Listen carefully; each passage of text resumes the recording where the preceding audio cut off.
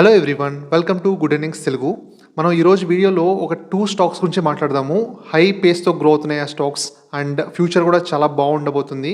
ఆ స్టాక్స్ గురించి మాట్లాడదాం. అలాగే నాకు రీసెంట్ టైమ్స్లో నాకు స్టడీ చేయడం ప్రకారం ఈ త్రీ సెక్టర్స్ మెయిన్గా ఈ 2025లో ఈ 3 సెక్టర్స్ పైన నేను చాలా బులిష్గా ఉన్నాను చెప్పాలంటే. బాగా పర్ఫామ్ చేస్తుంది అని ఎస్టిమేషన్స్ అయితే నాకుంది. ఆ 3 సెక్టర్స్ ఏవి, వీటి గురించి మనం డిస్కస్ చేద్దాం. Before that first of all market బాగా ఫాలో అయింది కదా. ఇప్పుడు అంటే మళ్ళీ కొంచెం బెటర్ అయింది, కానీ ఇంకా మొత్తం రికవర్ అవ్వలేదు. ఇంకా చెప్పాలంటే ఇంకా కన్సాలిడేషన్లో ఉంది చెప్పాలంటే. లార్జ్ క్యాప్స్ మెయిన్గా ఇంకా పెద్దగా టర్న్ అరౌండ్ అయితే రాలేదు. స్మాల్ క్యాప్ స్టాక్స్ కూడా ఇంకా మనం చాలా పెయిన్ అయితే ఉంది చెప్పాలంటే. మన పోర్ట్ఫోలియోలో చాలా స్టాక్స్ చాలా బాగా పడ్డాయి చెప్పాలంటే. అండ్ ఈ టైంలో అంటే ఇంకా మార్కెట్ ఎలా ఉండబోతుంది, వీటి గురించి నేను కొంచెం బాగానే స్టడీ చేశాను అనమాట రీసెంట్ టైమ్స్లో. వాటి గురించి ఫస్ట్ మాట్లాడదాం. మార్కెట్ ఎలా ఉండబోతుంది నియర్ టర్మ్లో, ఫస్ట్ దాని గురించి మాట్లాడదాం. ఫస్ట్లీ మీకు December 19 అలాగా మీకు వీడియో అయితే చేశాను. 2025లో మార్కెట్ పడిపోతుంది అని వీడియో అయితే చేశాను.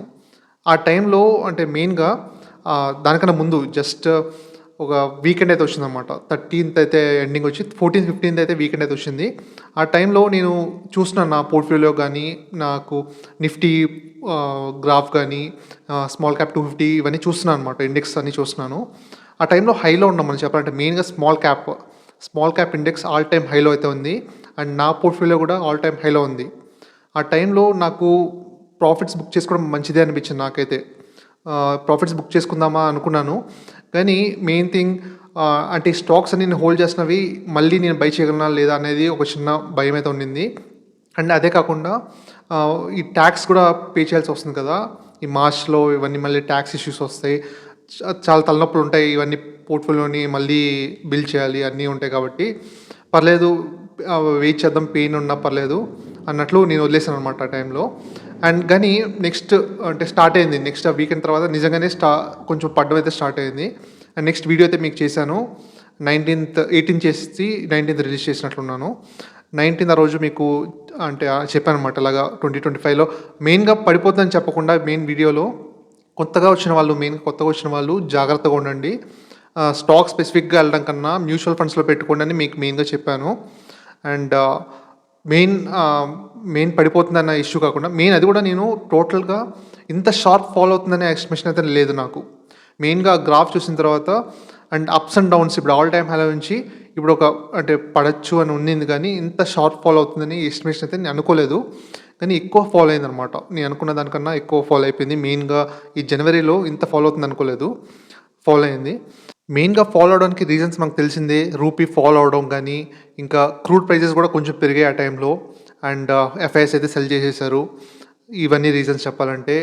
అండ్ అలాగే ట్రంప్ ఇచ్చిన స్టేట్మెంట్స్ వల్ల కూడా మార్కెట్ అయితే రియాక్ట్ అయింది కొంచెం. ఇవన్నీ ఇష్యూస్ వల్ల మనకి స్టాక్ మార్కెట్ అయితే బాగా పడింది. అండ్ నౌ మీకు చెప్పాను, నెక్స్ట్ వీడియో అయితే చేశాను. అండ్ కొందరు పర్సనల్గా కూడా నేను టెలిగ్రామ్లో కొందరికి చెప్పాను. భయపడాల్సిన అవసరం అయితే పెద్ద లేదు, మంచి లెవెల్స్కి అయితే వచ్చాము. ఫ్రైడే ఆ టైంలో కూడా అంటే మంచి బయింగ్ లెవెల్స్ అని మీకు చెప్పాను. మీకు టెలిగ్రామ్ ఛానల్లో కూడా మీకు చెప్పాను, ఫ్రైడే ఇట్ ఈస్ మంచి బయింగ్ లెవెల్స్లో అని చెప్పాను. అండ్ అలాగే మ్యూచువల్ ఫండ్స్లో కూడా మీకు వీడియో పెట్టాను చూడండి. ఈరోజు క్వాంట్ మ్యూచువల్ ఫండ్ సందీప్ టాటూర్ ఆయన మాట్లాడినప్పుడు ఫ్రైడే రోజు ఎక్కువ ఇన్వెస్ట్మెంట్స్ అయితే వచ్చాయంట రీటైల్ పార్టిసిపెంట్స్ నుంచి. చాలా మంచి సైన్ చెప్పాలంటే. నేను మండే కూడా స్టాక్ మార్కెట్ ఫాలో అయిన తర్వాత మళ్ళీ అంటే అట్లీస్ట్ మధ్యాహ్నానికి ఆఫ్టర్నూన్ టైంకి కొంచెం రికవర్ అవుతుంది అనుకున్నాను, కానీ అది ఇంటెన్సిఫై అయిపోయింది అనమాట. ఇంకా చెప్పాలంటే స్టాక్ మార్కెట్ ఇంకా సెల్ అయ్యి వచ్చింది మండే రోజు. టోటలీ చాలా చెప్పాలంటే బ్లడ్ బాత్ చెప్పాలంటే, అంతలా పడిపోయాయి స్టాక్స్ అన్నీ. కానీ ట్యూస్డే మళ్ళీ రికవర్ అయితే స్టార్ట్ అయింది ట్యూస్డే నుంచి. ఎస్, మనకి ప్రజెంట్ చూస్తే సిచ్యువేషన్స్ అన్నీ బాగానే ఉన్నాయి. మరీ అంత భయపడాల్సిన అవసరం లేదు. మరీ బాటమ్ అయిపోయిందా అని చెప్పడానికి ఏం లేదు, కానీ పర్లేదు. వాల్యుయేషన్స్ ప్రకారం మంచి జోన్కి అయితే వచ్చాం. ఇక్కడ నుంచి నా ఎస్టిమేషన్ ప్రకారం మరీ పెద్దగా పడే అంత లేదు చెప్పాలంటే. పర్లేదు, బాగానే ఉన్నాం ప్రజెంట్ సిచ్యువేషన్లో. మెయిన్గా ప్రజెంట్ మనకి ఎఫెక్ట్ వస్తుంది ఏంటి, మన రూపీ ఫాలో అవడం. అది ఎక్కడ ఎలా జరుగుతుంది, అక్కడ డాలర్ ఇండెక్స్ పెరగడం వల్ల మనకి రూపీ అయితే ఫాలో అవుతుంది కదా. సడన్గా డాలర్ ఇండెక్స్ అయితే పెరగడం అయితే స్టార్ట్ అయిందనమాట, రైట్. దానివల్ల రూపీ అయితే ఫాలో అవుతుంది. కానీ ఇక్కడ నుంచి అంటే పెద్దగా ఉండకపోవచ్చు, అంటే వెరీ నియర్ టర్మ్లో పెద్దగా ఉండకపోవచ్చు అనే ఉంది. కానీ ఇంకా ట్రంప్ ఇప్పుడు 20th నుంచి వస్తున్నారు కదా, దీని వచ్చిన తర్వాత ఏదైనా స్టేట్మెంట్స్ ఇచ్చి ఏదైనా జరిగితే గానీ మళ్ళీ చెప్పలేము. డాలర్ ఇండెక్స్ మూవ్ అయ్యే ఛాన్సెస్ అయితే ఉంది అంటున్నారు. ఓవరాల్‌గా చూస్తే డెఫినెట్‌గా డాలర్ ఇండెక్స్ అయితే పెరుగుతుంది. స్లైట్‌లీ పెరగొచ్చు. కానీ నియర్ టర్మ్‌లో అంత అగ్రెసివ్‌గా పెరగకపోవచ్చు. మళ్ళీ అంటే థింగ్స్ మళ్ళీ గెట్టింగ్ బ్యాక్, మళ్ళీ రూపీస్ కొంచెం స్టేబుల్ అవుతుంది. కానీ అరౌండ్ ₹87 దగ్గర కొంచెం స్టేబుల్ అవుతుంది. రెసిస్టెన్స్ అయితే ఉండొచ్చు. మెయిన్‌లీ 86.25, 86.5 దగ్గర ఉండొచ్చు యావరేజ్‌గా అని చెప్తున్నారు. అంత డ్రాస్టిక్ ఫాల్ ఉండకపోవచ్చు. అప్పుడు మనం లాస్ట్ 1 వీక్ చూసినట్లు అని చెప్తున్నారు. కానీ ఓవర్ ఎ లాంగ్ పీరియడ్ డెఫినెట్‌గా మనకి డాలర్ ఇండెక్స్ అయితే పెరిగే ఛాన్స్ అయితే ఉంది అని చెప్తున్నారు. మెయిన్‌గా ట్రంప్ రూల్‌లో ఈ డాలర్ ఇండెక్స్ పెరిగే ఛాన్సెస్ అయితే ఉంది అని చెప్తున్నారు. సో దట్ రూపీ అయితే ఫాల్ అవ్వడం జరుగుతుంది. కానీ స్లో పేస్‌లో జరుగుతుందనమాట. ఒకేసారి ఇలాగ ఇంత ఫాల్ కాకుండా స్లో పేస్‌లో అయితే జరుగుతుంది. ఓకే. ఈ రూపీ ఫాల్ అవ్వడం వల్ల మనకి ఇష్యూస్ ఏంటి అంటే మనకి ఇప్పుడు ఫర్ ఎగ్జాంపుల్ మనం క్రూడ్ ఆయిల్ ఇంపోర్ట్ చేసుకుంటాం కదా! మన కంట్రీ వాళ్ళు మన క్రూడ్ ఆయిల్ అంతా ఇంపోర్ట్ చేసుకుంటాం కాబట్టి మనం డాలర్స్‌లో కొంటాం మనం క్రూడ్ ఆయిల్ రైట్? డాలర్స్‌లో కొంటున్నప్పుడు మనకి ఇప్పుడు డాలర్ టు రూ. 1 అంటే $1 టు మనకి పెరిగిపోయిందనుకోండి. ఇప్పుడు రూపీ వాల్యూ పడిపోతే మనం ఎక్కువ అమౌంట్ ఇచ్చి కొనాల్సొస్తుంది రైట్? ఎక్కువ అమౌంట్ ఇచ్చి మనం కొన్నప్పుడు డెఫినెట్‌గా ఇన్‌ఫ్లేషన్ అయితే పెరుగుతుంది. మన ఇండియాకి మెయిన్ లాస్ కదా! ఫస్ట్ ఆఫ్ ఆల్ ఒక లాస్ వస్తుంది. అదే కాకుండా ఈ క్రూడ్ వల్లే మనకి మొత్తం ట్రాన్స్‌పోర్ట్ కానీ ఎవ్రీ సెక్టర్ కూడా వర్క్ అవుతుంది రైట్? ఈ ట్రాన్స్‌పోర్టేషన్ ఎవ్రీథింగ్. కాబట్టి క్రూడ్ ప్రైసెస్ పెరిగితే మనకి అన్నీ ఇప్పుడు ట్రాన్స్‌పోర్టేషన్ పెరుగుతుంది. ట్రాన్స్‌పోర్టేషన్ కాస్ట్ పెరుగుతుంది. ఎవ్రీ గూడ్స్ పెరుగుతాయి. వెజిటబుల్స్ పెరుగుతాయి. ఎవ్రీథింగ్ మన ఇండియాలో ఉన్న ప్రతి ఐటెమ్ పెరుగుతుందనమాట. అంటే క్రూడ్ ప్రైసెస్ కూడా పెరిగితే రైట్? క్రూడ్ ప్రైసెస్ పెరగాలి. ప్లస్ మనకి ఈ రూపీ వాల్యూ పడిపోవాలి. ఈ 2 జరిగే ఛాన్సెస్ అయితే ఉంది. క్రూడ్ ప్రైసెస్ పెరిగిపోయినా మనకి ఇన్‌ఫ్లేషన్ పెరుగుతుంది. ఈ రూపీ వాల్యూ పడిపోయినా కూడా మనకి ఎఫెక్ట్ అయితే ఉంటుంది. Next coming to crude prices మనం చూస్తే క్రూడ్ ప్రైసెస్ కూడా స్లైట్‌గా పెరిగి మళ్ళీ ఇప్పుడు అడ్జస్ట్ అవుతున్నాయన్నమాట. కానీ నియర్ టర్మ్‌లో నెక్స్ట్ 1 to 2 ఇయర్స్‌లో మనం చూస్తే మనకి బెటర్‌గా ఉంటుందన్న డేటా అయితే మనకు కనబడుతుంది. నేను చూసినప్పుడు అంటే లాస్ట్ ఇయర్ మనకి 2024లో మనకి యావరేజ్‌గా ₹80 బ్యాలర్ లాగా వచ్చింది. కానీ ఈ ఇయర్‌లో మనకి ఇంకా తగ్గే ఛాన్స్ అయితే ఉంది. ₹76 వచ్చే ఛాన్స్ ఉంది అని చెప్తున్నారు. లాస్ట్ ఇయర్ మనకి అన్ని గ్లోబల్ అన్సర్టనిటీస్ అయితే ఉన్నాయి కదా! మెయిన్ ఇజ్రాయెల్, ఇరాన్ వార్ గాని ఇవన్నీ ఉన్నాయి. అది ఇప్పుడు కూల్ ఆఫ్ అయితే అయిపోతుంది చెప్పాలంటే. మనకి ట్రంప్ రాంగానే ఇది కూల్ ఆఫ్ అయిపోతుందన్నమాట. వార్ ఆల్రెడీ మనకు తెలిసిందే. న్యూస్ ఎవరైనా ట్రాక్ చేసిన వాళ్ళకి తెలుస్తుంది. అది వార్ అయితే ఎండ్ అయిపోతుందన్నమాట ఇప్పుడు. సో దట్ ఎవ్రీథింగ్ మనకి బెటర్ అవుతుంది కాబట్టి క్రూడ్ ప్రైజెస్ అయితే తగ్గే ఛాన్సెస్ ఉంది. అది పాజిటివ్ చెప్పాలంటే మన ఇండియన్ మార్కెట్‌కి. లాస్ట్ వీక్‌లో మనం చూసిన ఇష్యూస్ అన్నీ మళ్ళీ మెల్లమెల్లగా క్లియర్ అయితే అవుతున్నాయి. రూపీ అయితే కొంచెం స్టేబుల్ అవుతుంది. ఎక్కువ పడకుండా అది మంచి point. And crude oil prices కూడా మనకి స్టేబుల్ అవుతున్నాయి. స్టేబుల్ అవుతే ఇంకా తగ్గే ఛాన్స్ కూడా ఉంది. అది మంచి పాయింట్ చెప్పాలంటే. కానీ జనవరి 20th తర్వాత ట్రంప్ వచ్చి ఇచ్చే స్టేట్మెంట్స్ ఎలా ఉంటాయి అనేది కొంచెం అందరూ చూస్తున్నారన్నమాట. ఆ రోజు డెఫినెట్‌గా అందరూ చూడాల్సిన రోజు. ఏదైనా హార్ష్ స్టేట్మెంట్స్ ఇచ్చారనుకోండి, ఏమైనా నెగెటివ్ స్టేట్మెంట్స్ గానీ, ఏదైనా టారిఫ్స్ ఇంపోజ్ దాని మీద స్టేట్మెంట్స్ ఇస్తే స్టాక్ మార్కెట్ పడే ఛాన్స్ అయితే ఉంది. నేను స్టడీ చేయడం ప్రకారం నేను చూస్తే మెయిన్‌గా చైనా పైన టారిఫ్స్ అయితే బాగా పెంచే ఛాన్స్ అయితే ఉంది. చైనా తర్వాత మలేషియా, తర్వాత వియత్నాం పైన ఎక్కువ టారిఫ్స్ పెంచుతారు అనే టాక్ ఉంది. ఇండియా పైన కూడా ఉండొచ్చు గానీ స్లైట్‌గా ఉండొచ్చు. చాలా తక్కువ ఉండొచ్చు. కాబట్టి మెయిన్ ఈ డాలర్ రూపీ వాల్యూ ఇప్పుడు రూపీ వాల్యూ పడిపోయి డాలర్ ఇండెక్స్ పెరగడం వల్ల ఎవరైనా ఇండియా నుంచి ఎక్స్‌పోర్ట్స్ చేస్తారో మెయిన్‌గా ఎవరు ఎక్స్‌పోర్ట్స్ చేస్తారో ఆ కంపెనీస్‌కి మంచి బెనిఫిట్ అయితే చెప్తున్నారు. మనకు తెలిసిందే ఐటీ కంపెనీస్ వాళ్ళు ఎక్కువ ఎక్స్‌పోర్ట్స్ చేస్తారు కదా! వాళ్ళ సర్వీసెస్. కాబట్టి ఐటీ సెక్టర్ మొత్తం బెనిఫిట్ అయ్యే ఛాన్స్ అయితే ఉంది. అండ్ నెక్స్ట్ మనం చూస్తే ఫార్మా కూడా వాళ్ళు ఎక్కువ ఎక్స్‌పోర్ట్స్ చేస్తారు కాబట్టి ఫార్మా సెక్టర్‌ని కూడా మనం ఫోకస్ చేయొచ్చు. అండ్ అలాగే కాకుండా ఇండివిడ్యువల్ స్టాక్స్ కూడా చూడొచ్చు మనం. కొన్ని స్టాక్స్ వాళ్ళ ఎక్స్‌పోర్ట్స్‌పై యూఎస్ ఎక్స్‌పోర్ట్స్ పైన ఎక్కువ డిపెండ్ అయ్యి ఉంటారు కదా! అలాంటి స్టాక్స్ పైన కూడా మనం చూడొచ్చు. Okay. Coming to the sectors ఈ 2025లో గానీ నెక్స్ట్ ఇంకా కొద్ది రోజుల్లో నాకు ఈ 3 సెక్టార్స్ నాకు చాలా పాజిటివ్‌గా అయితే కనబడుతున్నాయి. నేను అంటే ఈ మధ్య సెర్చ్ చేసి కొంచెం రీసెర్చ్ చేసిన దాని ప్రకారం చాలామంది ఎక్స్పర్ట్స్ అయితే వీటిపైన చాలా పాజిటివ్‌గా ఉన్నారు. మెయిన్‌గా ఫస్ట్‌ది ఈఎంఎస్ సెక్టర్. మనకి ఈఎంఎస్ సెక్టర్ పైన మీకు ఆల్రెడీ వీడియో అయితే చేశాను రైట్? స్టాక్స్ అయితే ఎక్స్‌పెన్సివ్‌గా ఉన్నాయి. కానీ స్టాక్స్ అయితే ఇంకా ఎలివేటెడ్‌గా ఉండే ఛాన్స్ అయితే ఉంది వాళ్ళ పీఈ. కానీ ఫ్యూచర్ గ్రోత్ ఎక్స్ట్రార్డినరీగా ఉండే ఛాన్స్ అయితే ఉంది అని చెప్తున్నారు చాలామంది ఎక్స్పర్ట్స్. ఎలివేటెడ్‌గా ఉన్న మెయిన్ థింగ్ వీళ్ళ గ్రోత్ కూడా ఎక్స్ట్రార్డినరీగా ఉంటుందన్న టాక్ అయితే ఉంది. నియర్ టర్మే కాదు కొన్ని ఇయర్స్‌లో కూడా అట్‌లీస్ట్ కొన్ని ఇయర్స్ చాలా బాగుంటుంది ఈ ఈఎంఎస్ సెక్టర్ అని చెప్తున్నారు. మెయిన్‌గా మేడ్ ఇన్ ఇండియా మనకి ఫస్ట్ ఆఫ్ ఆల్ లోకల్గా మనకి రిక్వైర్మెంటే ఫిల్ అవ్వడానికి టైం పడుతుంది. దాని తర్వాత ఎక్స్‌పోర్ట్స్ కూడా చేస్తారు కదా! ఇవన్నీ గ్రోత్ అవ్వడానికి లాంగ్ టైం పడుతుందనమాట. ఈ పీరియడ్ మొత్తం ఈ కంపెనీస్ అన్నీ మంచి బెనిఫిట్ అయితే ఉంటుంది. ప్రెజెంట్ అయితే వీళ్ళన్నీ అంటే పార్ట్స్ అన్ని తెచ్చి అసెంబుల్ చేసి చేస్తున్నారు రైట్. ఇది ఫోన్స్ గానీ, ఇప్పుడు ల్యాప్‌టాప్ మ్యానుఫ్యాక్చరింగ్ కూడా వీళ్ళు స్టార్ట్ చేస్తున్నారు కదా! డిక్సన్ టెక్నాలజీస్ గానీ, రీసెంట్‌గా సిర్మా వాళ్ళకి కూడా ఆర్డర్స్ అయితే వచ్చాయి.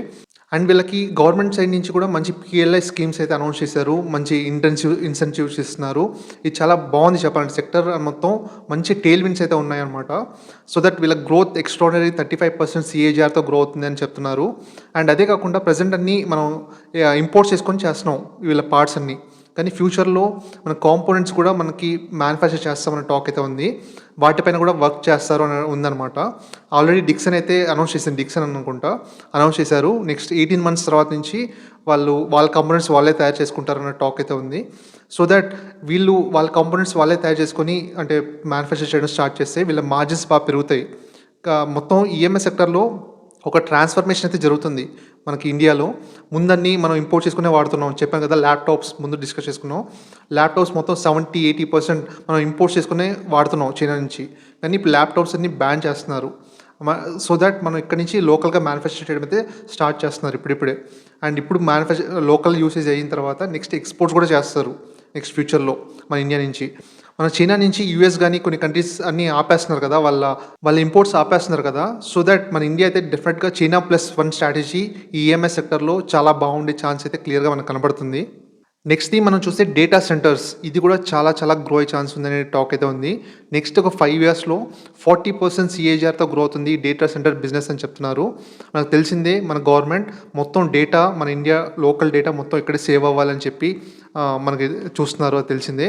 సో దట్ ఇక్కడ నుంచి డేటా సెంటర్స్ హ్యూజ్గా వచ్చే ఛాన్స్ అయితే ఉంది మన ఇండియాలో. సో దట్ ఈ డేటా సెంటర్స్ దానిలో మనకి మంచి ఆపర్చునిటీ అయితే డెఫినెట్గా ఉందన్నమాట. ఈ డేటా సెంటర్ థీమ్లో చాలా వేరియస్ టైప్స్ ఆఫ్ కంపెనీస్ అయితే ఉన్నాయి. డిఫరెంట్ కంపెనీస్ అనమాట. పవర్ రిలేటెడ్ కంపెనీస్ కొన్ని ఉన్నాయి. కొన్ని ఆప్టికల్ ఫైబర్ రిలేటెడ్ కొన్ని కంపెనీస్ ఉన్నాయి. అండ్ ఇలాగ different types of cloud services కానీ అండ్ సర్వర్స్ తయారు చేసే కంపెనీస్, ఇలాగ డిఫరెంట్ కంపెనీస్ అయితే ఉన్నాయన్నమాట. చాలా మంచి ఆపర్చునిటీ చెప్పాలంటే డేటా సెంటర్స్ గురించి. మీకు సపరేట్గా ఒక వీడియో అయితే చేస్తాను. డెఫినెట్గా ఒక పెద్ద వీడియో అవుతుంది. డెఫినెట్గా 20-30 minutes అయినా మినిమం అయితే అవుతుంది. దాని గురించి సపరేట్గా మాట్లాడతాము. డేటా సెంటర్స్ అయితే మంచి ఆపర్చునిటీ అయితే ఉంది. నేను రీసెంట్గా మీకు అనంతరాజ్ని సెల్ చేసి మీకు సిర్మా SGS అయితే నేను బై చేశాను కదా. నేను ఆ టైంలో నేను చెప్పాలంటే అనంతరాజ్ని సెల్ చేయాలనుకోలేదు. నాకు సిర్మా SGS అయితే బై చేయాలనిపించింది. నాకు మెయిన్గా చెప్పాలంటే EMS స్టాక్ అది. సిర్మా SGS నేను బై చేయాలనుకున్నాను. కానీ అప్పుడు ఆ టైంలో మొత్తం మార్కెట్ అయితే డౌన్ ట్రెండ్లో ఉంది. అండ్ ఏదో ఒకటి సెల్ చేయాలి కదా అని చెప్పి అనంతరాజ్ ఆల్ టైమ్ హైలో ఉంది అని నేను సెల్ చేశాను. కానీ నిజం చెప్పాలంటే అనంతరాజ్ ఇంకా స్ట్రాంగ్గా ఉంది చెప్పాలంటే. ఇంత స్టాక్ ర్యాలీ అయిపోయినా కూడా ఇప్పుడు అరౌండ్ 900 లెవెల్స్ దగ్గర ఉంది. వాటి గ్రాఫ్ మనం చూస్తే చాలా మంచి స్ట్రాంగ్గా ఉంది. PE అయితే ఎలివేటెడ్గా ఉంది. అరౌండ్ 88 అయితే ఎలివేటెడ్గా ఉంది. అండ్ EV/EBITDA కూడా 66 అయితే ఉంది. వాల్యుయేషన్స్ అయితే ఎక్స్పెన్సివే చెప్పాలంటే. కానీ ఇంకా చాలామంది ఎక్స్పర్ట్స్ అనంతరాజ్ పైన ఇంకా బులిష్గా ఉన్నారు. ఇంకా ఈ టైంలో కూడా ఇన్వెస్ట్మెంట్స్ అయితే చేస్తున్నారు అనమాట అనంతరాజ్ పైన. నేను సెల్ చేసింది రాంగ్ అవ్వచ్చు. డెఫినెట్గా స్టాక్ ప్రైస్ ఇంకా పెరిగే ఛాన్స్ అయితే నాకు ఉంది అనిపిస్తుంది. నేనైతే సెల్ చేశాను. నేను ఒకవేళ సెల్ చేసి మంచి స్టాకే బై చేశాను. సిర్మా SGS కూడా మంచి స్టాకే బై చేశాను. కానీ చెప్తున్నాను డేటా సెంటర్స్లో ఇంకా మంచి ఆపర్చునిటీ అయితే ఉంది. అండ్ బ్లాక్ బాక్స్ కూడా మనకు రీసెంట్ టైమ్స్లో చూసిందే మంచి స్ట్రాంగ్గా ఉందన్నమాట. కంపెనీ కూడా వాళ్ళు కూడా మంచి బయింగ్ అయితే జరుగుతుంది ఈ బ్లాక్ బాక్స్లో. ఇవే కాదు, ఇంకా చాలా కంపెనీస్ ఉన్నాయి ఈ డేటా సెంటర్స్ దానిలో. వాటి గురించి డీటెయిల్గా మనం వీడియో అయితే చేద్దాము దానిపైన. దాని తర్వాత నెక్స్ట్ సెక్టర్ నేను చూస్తే డిఫెన్స్ సెక్టర్ పైన నాకు చాలా బులిష్గా అయితే ఉన్నాను.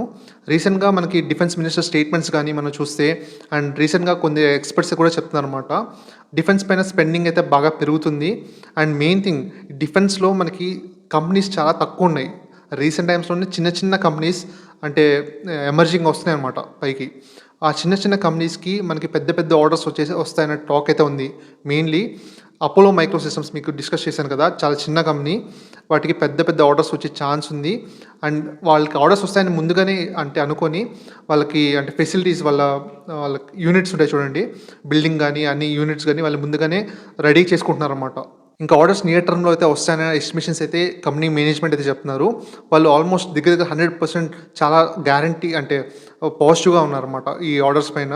ఈ చిన్న చిన్న కంపెనీస్‌కి పెద్ద పెద్ద ఆర్డర్స్ వస్తే డిఫెన్స్ కంపెనీస్‌కి మంచి ఆపర్చునిటీ డెఫినెట్‌గా స్టాక్ ప్రైజెస్ ఎక్కడికో వెళ్ళే ఛాన్స్ అయితే ఉంది. మీకు పీఈ హైలో ఉండొచ్చు. కానీ వాళ్ళ గ్రోత్ కూడా అంతే ఏ దానిలో అయితే ఉంటుంది. ఈ డిఫెన్స్ కంపెనీస్ ఇప్పుడే కాదు అంటే కొద్ది రోజులు ఇంకా ప్లే చేసే టైం అయితే ఉంది. డెఫినెట్‌గా 2025లో ఈ డిఫెన్స్ కంపెనీస్ అన్నీ కూడా బాగా ప్లే అవుతాయని ఎస్టిమేషన్స్ అయితే ఉన్నాయి. మన లాస్ట్ ఇయర్ 2024 డిఫెన్స్ కంపెనీస్ బాగా పర్ఫార్మ్ చేయలేదు. దానికన్నా ముందు ఇయర్ బాగా ర్యాలీ అయిపోయాయన్నమాట. బాగా ర్యాలీ అయిపోయి ఇప్పుడు కన్సాలిడేషన్ ఫేజ్ నుంచి మళ్ళీ పెరిగే ఛాన్స్ ఉంది అని చెప్తున్నారు. ఈ బడ్జెట్‌లో కూడా ఏదైనా అనౌన్స్‌మెంట్స్ అయితే ఉండే ఛాన్స్ అయితే ఉంది. మనం చూడాలి. అంటే పెద్ద పెద్ద ఎక్స్పర్ట్స్ కూడా చెప్తున్నారన్నమాట. ఈ డిఫెన్స్ కంపెనీస్‌ని డెఫినెట్‌గా ఫోకస్ చేయాలని. And quant mutual fund Sandeep Thakur కూడా చెప్పారు. డెఫినెట్‌గా డిఫెన్స్ కంపెనీస్‌లో మంచి ఆపర్చునిటీ అనేది ఉంది అని చెప్తున్నారు. మనం లాస్ట్ 2 ఇయర్స్ డేటా మనం చూస్తే మనకి ఓల్డ్ అంటే type of sectors like banking కానీ, ఐటీ కానీ పెద్దగా పర్ఫార్మ్ చేయలేదు. అండ్ మెయిన్ ఇలాంటి ఎమర్జింగ్ థీమ్సే బాగా పర్ఫార్మ్ చేసాయి చెప్పాలంటే. నెక్స్ట్ ఇప్పుడు అప్‌కమింగ్ టైమ్స్‌లో కూడా ఇలాంటి ఎమర్జింగ్‌వే డెఫినెట్‌గా బాగా పర్ఫార్మ్ చేసాయి కాబట్టి ఇలాంటి థీమ్స్ పైన డెఫినెట్‌గా ఫోకస్ చేయండి. ఎవరికైనా ఈ థీమ్స్‌లో ఎక్కువ అలోకేషన్ లేకపోతే అలోకేషన్ పెంచుకోవడానికి కొంచెం ఫోకస్ చేయండి. డెఫినెట్‌గా ఫోకస్ చేయండి. మెయిన్‌గా ఈఎంఎస్ సెక్టర్ పైన మీకు వీడియో అయితే చేశాను. అండ్ డేటా సెంటర్స్ పైన కానీ, నెక్స్ట్ ఇంకో డిఫెన్స్ పైన కానీ సెపరేట్ వీడియో అయితే నేను చేద్దాం అనుకుంటున్నాను. 2025లో ఇవి అవుట్ పర్ఫార్మ్ చేసే ఛాన్స్ ఉంది అయితే నాకు అనిపిస్తుంది. అండ్ రైల్వేస్ కూడా బాగానే పర్ఫార్మ్ చేయొచ్చు అన్న టాక్ అయితే ఉంది. దీనిపైన నాకు అంత క్లారిటీ లేదు. ఇన్వెస్ట్మెంట్స్ అయితే వస్తాయని మొన్న రీసెంట్‌గా న్యూస్ అయితే వచ్చింది కదా రైల్వేస్ పైన. అండ్ కొందరు వేరే వాళ్ళు కూడా చెప్పారు. ఎక్స్పర్ట్స్ కూడా కొందరు చెప్పారు. రైల్వేస్ కూడా బాగానే ఉండొచ్చు అని ఉందన్నమాట. రైల్వేస్ కూడా మనకి ఇంకా చాలా ఇనిషియల్ స్టేజ్‌లో అయితే ఉన్నాం కదా. డెఫినెట్‌గా ఫాస్ట్ ట్రైన్స్ అయితే వస్తాయి. సో దట్ ఫాస్ట్ ట్రైన్స్ కోసం ట్రాక్స్ అయితే రావాలి. సో మచ్ ఇన్ఫ్రాస్ట్రక్చర్ అయితే బిల్డ్ చేయాల్సింది ఉంది కాబట్టి రైల్వేస్ కూడా బాగానే పర్ఫార్మ్ చేసే స్కోప్ అయితే డెఫినెట్‌గా ఉంది. అండ్ దీన్ని కూడా ఫోకస్ చేయొచ్చు రైల్వేస్. అండ్ నెక్స్ట్ మనం చూస్తే హెల్త్ కేర్‌లో మనకి హాస్పిటల్స్ బాగానే పర్ఫార్మ్ చేయొచ్చు. అండ్ ఫార్మా కంపెనీస్ మనం డిస్కస్ చేసాం కదా. ఫార్మా కంపెనీస్ కూడా మనకి ఎక్స్‌పోర్ట్ చేస్తారు కదా యూఎస్ వాళ్ళకి. సో దట్ ఈ ఫార్మా, హెల్త్ కేర్ మొత్తం బాగానే ఉండొచ్చు. అండ్ నెక్స్ట్ టూరిజం కూడా బాగానే ఉండొచ్చు అని చెప్తున్నారు. టూరిజం మనకంటే మనకు మెయిన్‌గా హోటల్స్ బాగా పర్ఫార్మ్ చేస్తున్నాయి రీసెంట్ టైమ్స్‌లో. సో దట్ మన హోటల్స్, టూరిజం రిలేటెడ్ స్టాక్స్ కూడా మనం ఫోకస్ చేయొచ్చు. And coming to the stocks నేను చెప్పిందే సినిమా ఎస్జిఎస్ని అయితే నేను బై చేశాను. వాళ్ళు మంచి గ్రోత్ రేట్‌లో అయితే గ్రో అవుతున్నారు. అండ్ నియర్లీ 45-50% సీఏజీఆర్‌తో వీళ్ళు గ్రో అవుతున్నారు. అండ్ వీళ్ళకి ఆపర్చునిటీ సైజ్ కూడా చాలా బాగుంది. మంచి order book and recently laptop manufacturing కూడా వచ్చింది. నేను బై చేశాను ఆ స్టాక్‌ని. అండ్ అలాగే Apollo micro systems defence company వీళ్ళకి కూడా మంచి ఆర్డర్స్ వస్తాయని చెప్పి నేను స్టాక్‌ని అయితే రీసెంట్ టైమ్స్‌లో బై చేశాను. ఆల్మోస్ట్ నేను చాలా రోజుల నుంచి వెయిట్ చేసి నేను మళ్ళీ మిస్ అయిపోతానన్న దానిలో నేనైతే బై చేశాను అపోలో మైక్రో సిస్టమ్స్. వీటిపైన నాకు చాలా పాజిటివ్‌గా ఉన్నాను ఈ 2 కంపెనీస్. మీరు ఫర్దర్ స్టడీ చేసిన తర్వాత మీ ఓన్ డిసిషన్ అయితే మీరు తీసుకోండి. ఇది ఎటువంటి రికమెండేషన్ కాదు. అండ్ అలాగే ఈ 3 సెక్టర్స్ చెప్పాను కదా డిఫెన్స్ కానీ, ఈఎంఎస్ కానీ అండ్ డేటా సెంటర్స్ కానీ చాలా అంటే బాగా పర్ఫార్మ్ చేసే ఛాన్సెస్ అయితే ఉన్నాయి. డెఫినెట్‌గా ఫోకస్ చేయాల్సిన సెక్టర్స్ ఇవి. అండ్ మీ అలోకేషన్స్ కూడా చూసుకోండి. ఎంత పర్సెంటేజ్ ఇస్తున్నారు ఈ సెక్టర్స్‌కి అనేది వెయిటేజ్ కొంచెం చూసి దాన్ని బట్టి మీరు చూడండి. Thank you very much. ఈ వీడియోని ఇక్కడితో ఎండ్ చేస్తున్నాను. ఇన్ఫర్మేషన్ మీకు యూస్‌ఫుల్ అయిందని ఫీల్ అవుతే లైక్ చేసి ఎంకరేజ్ చేయండి. ఇంకా మంచి వీడియోస్‌తో మంచి స్టాక్స్‌ని మన ఛానల్‌కి నేను తీసుకొస్తాను. అండ్ ఇది మన ఛానల్. మనం కలిసి ట్రావెల్ చేద్దాం అండ్ స్టాక్ మార్కెట్‌లో బాగా సంపాదిద్దాం.